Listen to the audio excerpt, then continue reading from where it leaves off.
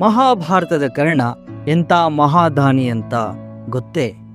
ಮಹಾಭಾರತ ಯುದ್ಧದಲ್ಲಿ ಕರ್ಣ ರಕ್ತಸಿಕ್ತನಾಗಿ ಬಿದ್ದಾಗ ಕೃಷ್ಣ ಕರ್ಣನನ್ನು ಪರೀಕ್ಷಿಸಲು ಒಬ್ಬ ಭಿಕ್ಷುಕನ ವೇಷದಲ್ಲಿ ಭಿಕ್ಷೆಯನ್ನ ಕೇಳಲು ಹೋಗುವನು.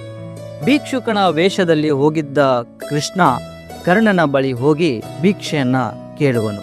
ಆಗ ಕರ್ಣನ ಹತ್ತಿರ ಭಿಕ್ಷೆಯನ್ನ ನೀಡಲು ಏನೂ ಇರುವುದಿಲ್ಲ. ಆಗ ಕರ್ಣ ತನ್ನ ಬಾಯಿಯಲ್ಲಿರುವಂತಹ ಚಿನ್ನದ ಹಲ್ಲನ್ನು ಕಿತ್ತು ಆ ಭಿಕ್ಷುಕನಿಗೆ ಭಿಕ್ಷೆಯನ್ನ ನೀಡಲು ಹೋಗುವನು.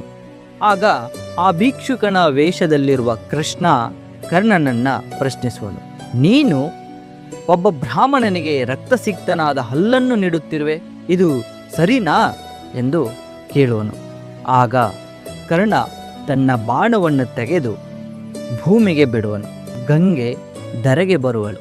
ಆ ಹಲ್ಲನ್ನ ಸ್ವಚ್ಛ ಮಾಡಿ ಮತ್ತೆ ಭಿಕ್ಷುಕನಿಗೆ ಭಿಕ್ಷೆಯನ್ನು ನೀಡಲು ಹೋಗುವನು. ಕೃಷ್ಣ ಕರ್ಣನ ಈ ದಾನದ ಗುಣವನ್ನ ಮೆಚ್ಚಿ ಅವನಿಗೆ ಆಶೀರ್ವದಿಸುವನು.